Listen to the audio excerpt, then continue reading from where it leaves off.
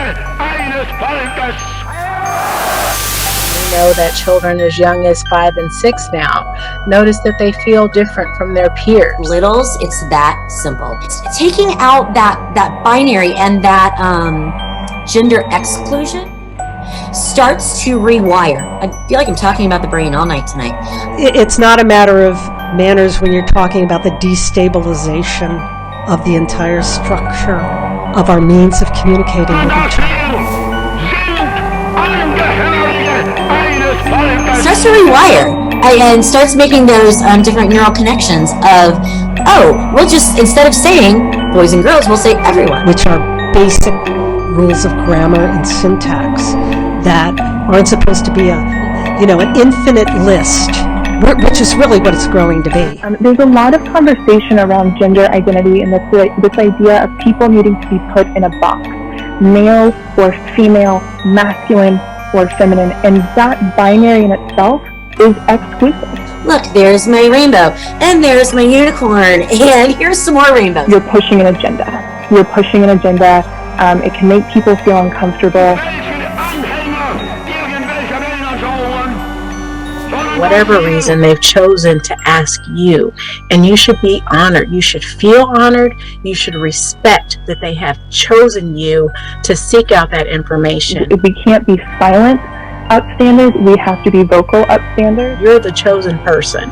And I don't know if you've ever felt that from a young person, but I have. How does LGBTQ advocacy and allyship and awareness, how does that overlap with social emotional learning and equity?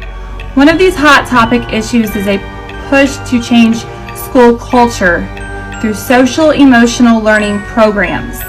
And that will set a foundation. Students will parrot the language they heard used in the classroom. If you're using gender inclusive language, they will use gender inclusive language. You have your pronouns in your email signature. It is used to educate what they call the whole child through language manipulation, role-playing, and influence of morals and values.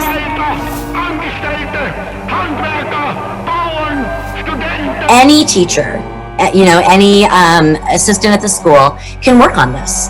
Anybody can change that language, and it's not really asking a lot. Especially concerning about SEL assessment is that the data from those assessments, which is often collected without parental knowledge or consent, is put into state longitudinal databases that can follow children for life. On a student's profile page, I can log support notes about actions I'm taking to support this student. The surveys are so that the organizations can understand the mindsets and beliefs of our children. For example, if I led a conference with a student and we practiced self-talk strategies to build self-efficacy, I might add this to a support note. So they can work within the system of the culture and the social emotional learning intervention to shift the mindsets towards their goal. That way, other educators know what social emotional learning skills this student is working to build and practice. And these amateur evaluations will presumably be included in the student's school data files. As they are going to implement interventions that will start to shift your child's mindset towards what they want and away from what you have instilled in them. I really think it does come back to that gender inclusive language, especially with the younger kids. But within our state, we need to stop it at the Indiana Department of Education. They are pushing these competencies from CASEL into the schools through different areas like career readiness. Now, the problem, mistaken evaluations can lead to serious consequences to children, putting many of them on the road to further unnecessary evaluations or mistaken diagnoses, and perhaps even dangerous psychotropic medications that are already overprescribed in this country.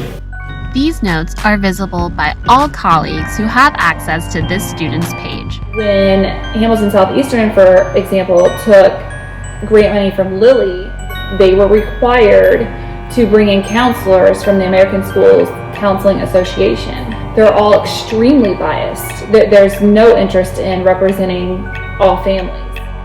The final goal is conversion and total conformity. That's often done through optics like this one, but it's for transgender activism. It shows the older daughter who identifies as a boy being held by the father. Many of these programs are essentially psychological evaluations, performed not by professionals who have had many years of training to do this, but by already overburdened teachers and administrators. The primary use of their story is to promote an ideology designed to allow total state intrusion into all family relationships. By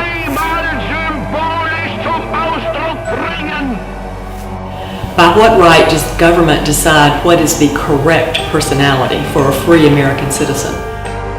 The government is grossly overstepping its boundaries to supposedly benefit society and the economy. Please share this video, and hopefully we can bring some much needed light to the attention of the indoctrination going on in our school system.